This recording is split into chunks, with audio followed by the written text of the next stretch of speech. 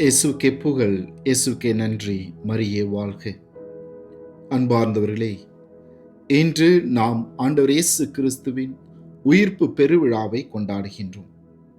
சாவை வென்று புது வாழ்வை தந்த நம் ஆண்டவர் இயேசு கிறிஸ்து நம் ஒவ்வொருவரின் பாவங்களுக்காக பாடுகள் பட்டு சிலுவையில் அறையுண்டு மரித்து தனது உயிர்ப்பின் வழியாக ஒரு புது வாழ்வை தந்திருக்கின்றார்.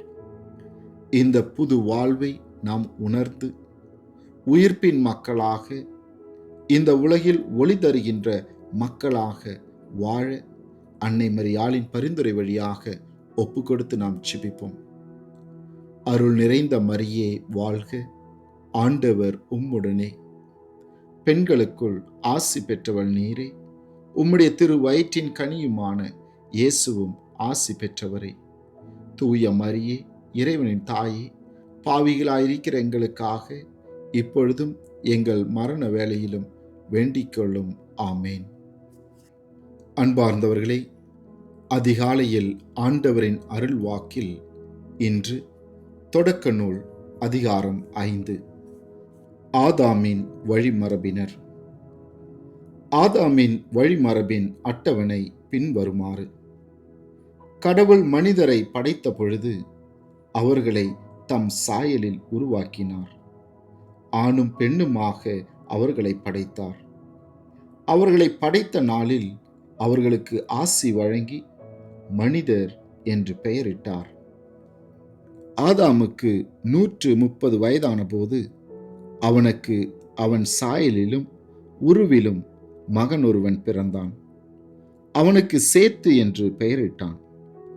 சேத்து பிறந்தபின் ஆதாம் 800 ஆண்டுகள் வாழ்ந்தான். ஆதாமுக்கு புதல்வரும் புதல்வியரும் பிறந்தனர். மொத்தம் 930 ஆண்டுகள் வாழ்ந்த பின் ஆதாம் இறந்தான். சேத்து 105 வயதான போது அவனுக்கு ஏனோசு பிறந்தான். ஏனோசு பிறந்தபின் சேத்து 807 ஆண்டுகள் வாழ்ந்தான். சேத்துக்கு புதல்வரும் புதல்வியரும் பிறந்தனர்.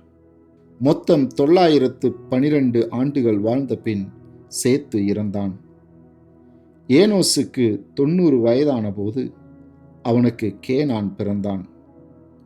கேனான் பிறந்த பின் ஏனோசு 815 ஆண்டுகள் வாழ்ந்தான். கேனானுக்கு புதல்வரும் புதல்வியரும் பிறந்தனர். மொத்தம் 905 ஆண்டுகள் வாழ்ந்த பின் ஏனோசு இறந்தான். கேனானுக்கு 70 வயதான போது அவனுக்கு மகலலேல் பிறந்தான். மகலலேல் பிறந்த பின் கேனான் 840 ஆண்டுகள் வாழ்ந்தான்.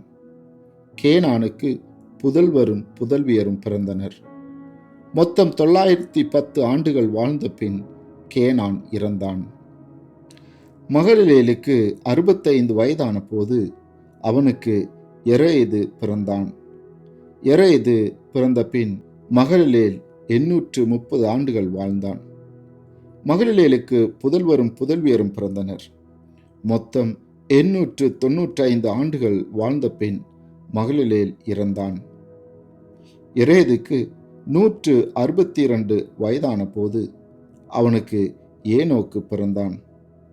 ஏனோக்கு பிறந்த பின் எரேது 800 ஆண்டுகள் வாழ்ந்தான். எரேதுக்கு புதல்வரும் புதல்வியரும் பிறந்தனர். மொத்தம் 962 ஆண்டுகள் வாழ்ந்த பின் எரேது இறந்தான். எனோக்குக்கு 65 வயதான போது அவனுக்கு மெத்துசேலா பிறந்தான். மெத்துசேலா பிறந்த பின் எனோக்கு 300 ஆண்டுகள் கடவுளோடு நடந்தான். எனோக்கிற்கு புதல்வரும் புதல்வியரும் பிறந்தனர். எனோக்கு மொத்தம் 365 ஆண்டுகள் வாழ்ந்தான். எனோக்கு கடவுளோடு நடந்து கொண்டிருந்தான்.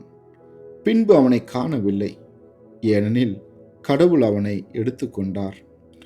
மெத்துசேலாவுக்கு 177 வயதான போது அவனுக்கு இலாமேக்கு பிறந்தான். இலாமேக்கு பிறந்த பின் மெத்துசேலா 782 ஆண்டுகள் வாழ்ந்தான். மெத்துசேலாவுக்கு புதல்வரும் புதல்வியரும் பிறந்தனர். மெத்துசேலா மொத்தம் 969 ஆண்டுகள் வாழ்ந்த பின் இறந்தான். இலாமேக்கிற்கு 182 வயதான போது அவனுக்கு மகன் ஒருவன் பிறந்தான். அவன் ஆண்டவரின் சாபத்திற்குள்ளான மண்ணில் நமக்கு உண்டான கடின வேலையும் உழைப்பிலும் நமக்கு ஆறுதல் அளிப்பான் என்று சொல்லி அவனுக்கு நோவா என்று பெயரிட்டார். நோவா பிறந்த பின் இலாமேக்கு 595 ஆண்டுகள் வாழ்ந்தான். இலாமேக்கிற்கு புதல்வரும் புதல்வியரும் பிறந்தனர். இலாமேக்கு மொத்தம் 777 ஆண்டுகள் வாழ்ந்த பின் இறந்தான். நோவாவிற்கு 500 வயதான போது அவருக்கு சேம், காம், எப்பேத்து ஆகியோர் பிறந்தனர்.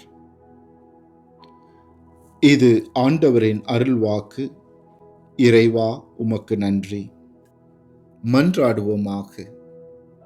விண்ணக தந்தையே இறைவா, இன்று நாங்கள் வாசிக்க கேட்டதைப் போல உமது பிள்ளைகளை உமது சாயலில் படைத்து அவர்களுக்கு ஆசி வழங்கி உமது திட்டத்தின்படி அவர்கள் வாழ நீர் விரும்பினீரே. எங்களையும் எங்கள் குடும்பத்தில் உள்ள அனைவரையும் நீரே ஆசீர்வதித்து நாங்கள் என்றும் உமது உயிர்ப்பின் மக்களாக, உமது ஒளிக்கு சான்று பகர்கின்ற மக்களாக வாழ எங்களை ஆசீர்வதிக்கும்படியாக எங்கள் ஆண்டவராகிய கிறிஸ்து வழியாக உம்மை மன்றாடுகின்றோம். ஆமேன். ஆண்டவர் உங்களோடு இருப்பாராக, உம் ஆன்மாவோடும் இருப்பாராக. எல்லாம் வல்ல இறைவன் தந்தை, மகன், தூய ஆவி உங்களையும் உங்கள் குடும்பத்தில் இருக்கின்ற அனைவரையும் ஆசீர்வதித்து பாதுகாத்து வழிநடத்துவாராக. ஆமேன்.